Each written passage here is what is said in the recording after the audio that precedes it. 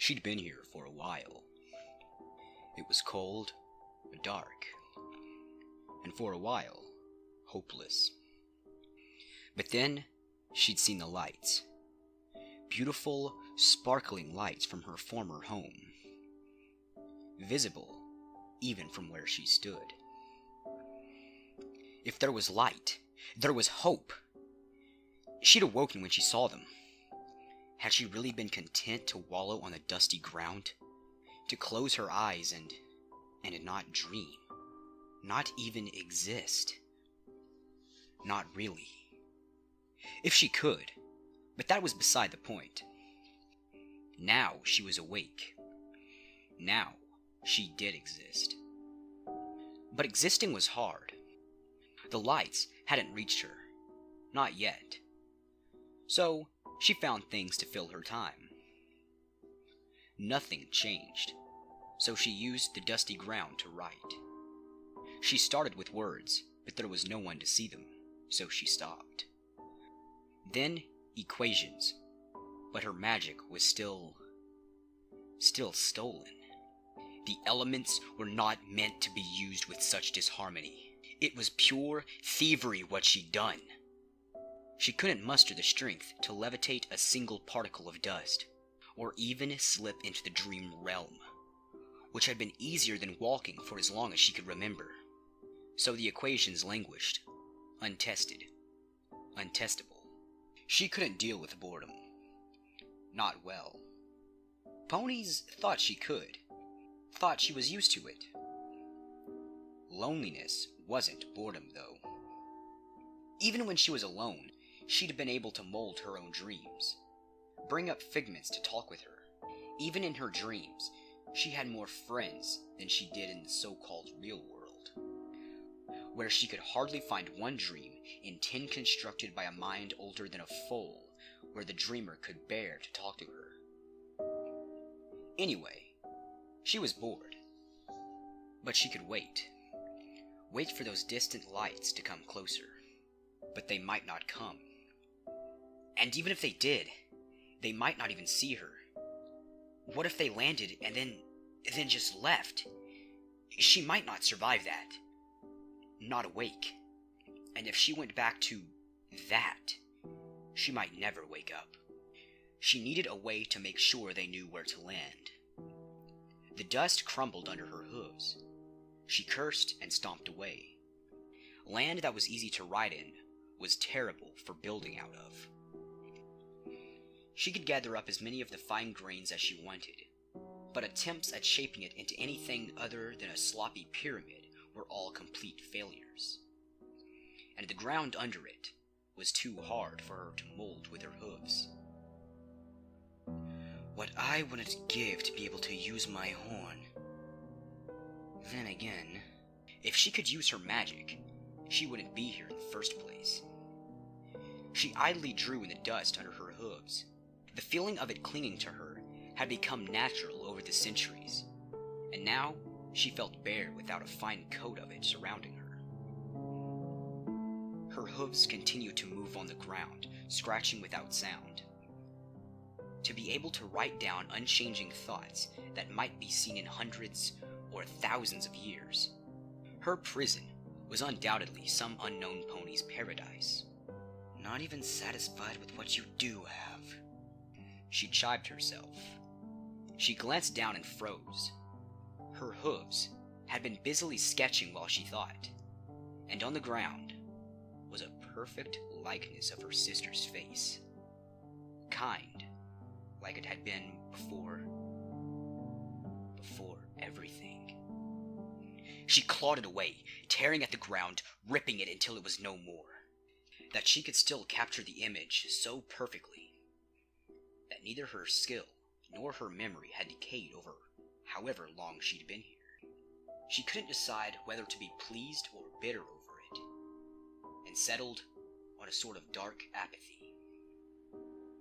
If only she could still build. Wait. The land was an empty canvas, an unchanging, perfect witness to her prison. And a canvas could be filled. with words, with images, with ideas. It could be filled. It was as if the thought was a trigger. The empty surface suddenly called out to her, to leave a record, a memory. Then the truth might be seen by some pony who came here, out from under her sister's reign of lies. And maybe, if she put down enough of it, some pony might see it. Art was hard here, and so was writing. Every part was redone tenfold, carved to minimize the distortion. Then she'd gone back to the oldest parts and rewritten them anew, with the addition of the skill and thoughts she'd gained. The task made it all flow through her again. The harmony her sister had foolishly abandoned. Then the anger, the utter rage, the curtain that had descended over her thoughts, allowing her to only pursue the righting of the utter wrongs her sister had committed. Then she went back over it. She put down a little bit more of the truth. After all, if she and her sister left out parts of the past, there would be no one to remember. It would be a memory tainted. Back, retracing the older drawings, adding some of the hurt on her sister's face, some of the rage on hers. She had been more vengeful than she had meant to be. Some things had been unnecessary, and she went over them again and again. There was no one to argue with her, no one to tell her that she was wrong. And so she argued with herself, and herself was bad at lying to her. More of the story came out in lines and curves upon the ground, lashing out in blind pain as both her and her sister stood upon broken promises and dreams, unable to back down. Regrets. Until suddenly, one of the lights touched down, destroying her lines. Her beautiful lines. The lines where she had laid herself bare for her prison to see and judge. The lines where she had spent hour upon painful day upon excruciating year, tearing out the truth, and now it was gone. Her walk turned into a trot, which turned into a gallop. She accelerated at a speed that would have left the air gasping, had there been any. Her horn aimed at the construct of copper and wood. It would have been nothing but ashes if her magic worked. It was in front of her. A body exited. Luna. She speared it upon her horn, trampled it over and over again until it was mangled beyond recognition. She stepped back, gasped slightly, drawing on an empty atmosphere. It had died, on her prison where nothing changed, where it would be for eternity. In front of her was its vessel. It gave her its magic gladly when she entered. A friendly dog that greeted a stranger, but also begged to know where its master was. Gone. It was too strange for her to understand, full of beeping circuits, humming wires, and a voice. Gladwind, report. The sensors have detected Luna another... screamed. The capsule met the wrath of her magic, twisting apart at the seams, gone beneath a blue glow. She tore and tore and tore until it was gone without a trace, except for one. It was on the ground, a torn, bloodied corpse. Her magic left, departed with the destruction of the capsule. If any pony found it, they would leave.